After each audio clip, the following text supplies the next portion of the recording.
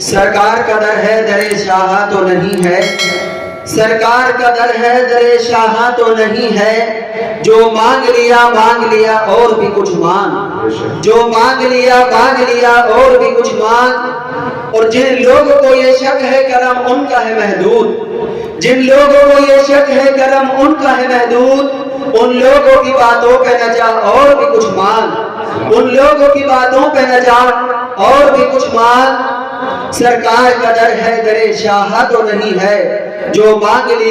لیا اور بھی کچھ مانگ۔ واللہ میرے جذبہ صادق کا اثر ہے، واللہ میرے جذبہ صادق کا اثر ہے، یہ ٹوٹا ہوا دل شہ کونین کا گھر ہے، یہ ٹوٹا ہوا دل شہ کونین کا گھر ہے۔ اور اللہ نے محبوب کو وہ علم دیا ہے، اللہ نے محبوب کو وہ علم دیا ہے، رہتے ہیں مدینے میں زمانے کی خبر ہے۔ میرے آقا کو ان بے خبروں کی بھی خبر ہے کہ جن کو خود اپنی خبر نہیں، رہتے ہیں مدینے میں زمانے کی خبر ہے۔ اور مجبور جہاں جانے سے جبریل کا پر ہے، مجبور جہاں جانے سے جبریل کا پر ہے، اس سے بھی کہیں آگے محمد کا گزر ہے، اس سے بھی کہیں آگے محمد کا گزر ہے۔ معراج کی رات ہے، میرے آقا کریم صلی اللہ علیہ وسلم کو حضرت جبریل امین لے کر کے چل رہے ہیں، مسجد اقصی تک ساتھ ہے، پہلے آسمان تک ساتھ ہے، دوسرے آسمان پر بھی ساتھ ہے، تیسرے چوتھے پانچویں چھٹے ساتویں آسمان تک ساتھ ہے، سدرۃ المنتہا تک ساتھ ہے۔ لیکن جب سدرۃ المنتہا پر جبریل امین پہنچتے ہیں، عرض کرتے ہیں یا رسول اللہ اب اس سے آگے آپ جائیے، اب جبریل اس سے آگے نہیں جائے گا۔ میرے آقا ارشاد فرماتے ہیں اے جبریل تم اس سے آگے کیوں نہیں جا رہے ہو؟ جبریل امین عرض کرتے ہیں یا رسول اللہ آج تک میں اس سے آگے نہیں گیا ہوں، میری منتہا منزل یہی ہے، اگر میں اس سے آگے قدم بھی چلوں گا تو میرے بچے جائیں گے۔ اسی کو شاعر کہتا ہے مجبور جہاں جانے سے جبریل کا پر ہے، مجبور جہاں جانے سے جبریل کا پر ہے، اس سے بھی کہیں آگے محمد کا گزر ہے، اس سے بھی کہیں آگے محمد کا گزر ہے۔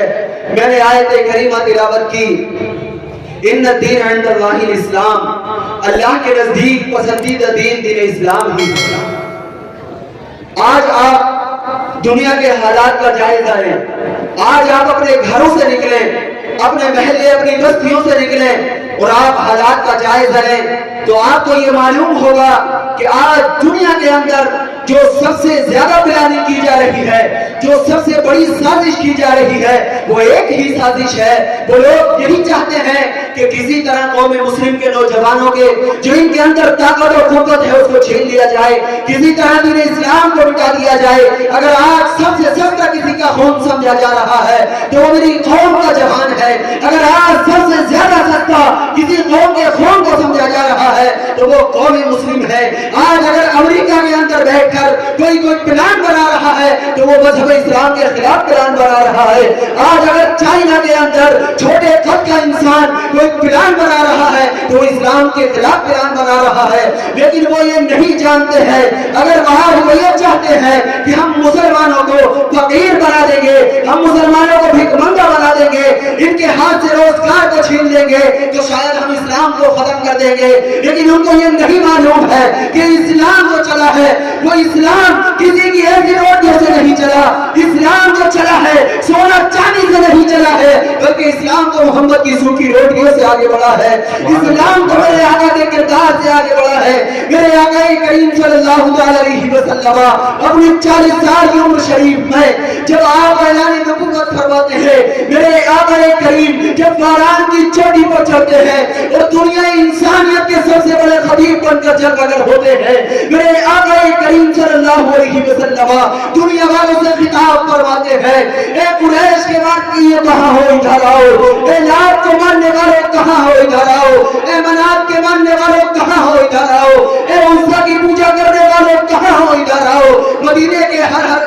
تو مکے کے اندر سے ہر گھر سے لوگ نکل آئے، ہر گھر سے لوگ نکل آئے، لوگ سارے لوگ اکٹھا ہو جاتے ہیں۔ پھر میرے آقا کریم نے ارشاد فرمایا، اے لوگوں میں محمد یہ کہتا ہوں کہ اس پہاڑ کے پیچھے ایک لشکر ہے، ایک لشکر ایک جرار ہے، وہ تم پر حملہ کرنا چاہتا ہے، وہ تمہاری آبادیوں کو برباد کر دے گا۔ میں تم سے یہ کہوں کہ اس پہاڑ کی اس طرف ایک لشکر ہے، وہ تم پر حملہ کرنا چاہتا ہے، تو بتاؤ تمہارا کیا خیال ہے؟ تو وہ لوگ کہتے ہیں، اے محمد تم نے کبھی جھوٹ نہیں بولا ہے، تم نے کبھی جھوٹ نہیں بولا ہے، تم نے ہمیشہ سچ بولا ہے، زبان تمہاری صداقت، زبان کی صداقت ہے، صداقت تمہاری زبان کی شان ہے، تم ہمیشہ سچ ہی بولتے ہو۔ اے محمد اگر تم کہتے ہو اس پہاڑ کے پیچھے ایک لشکر ہے، وہ ہم پر حملہ کرنا چاہتا ہے، ہم آپ کی اس بات کو مانتے ہیں۔ پھر میرے آقا نے ارشاد فرمایا، جس طرح سے میں یہ کہہ رہا ہوں کہ اس پہاڑ کے پیچھے ایک لشکر ہے، وہ تم پر حملہ کرنا چاہتا ہے،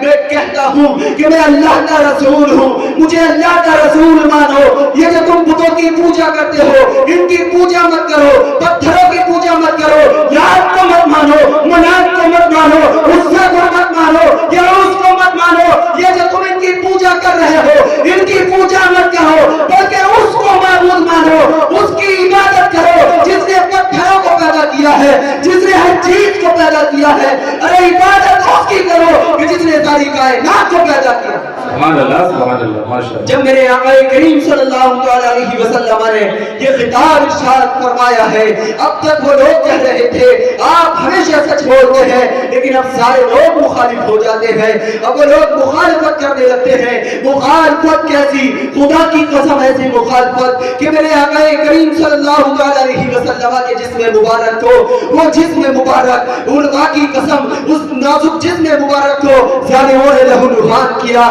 خدا کی قسم رسول کریم صلی اللہ علیہ وسلم کی زندگی میں ایسے ایسے دن آئے کہ میرے آقا کریم صلی اللہ علیہ وسلم کی راہوں میں لوگوں نے کانٹے بچھائے۔ میرے آقا جب نماز ادا فرما رہے ہیں، جب میرے آقا سجدے میں جاتے ہیں، اللہ اکبر کبیرہ، ظالموں نے میرے آقا کے سر مبارک پر یعنی میرے آقا کریم صلی اللہ علیہ وسلم کے اوپر اونٹ کی اوجڑی ڈال دی ہے۔ یہ سارے حالات ہیں، لیکن میرے آقا کریم صلی اللہ علیہ وسلم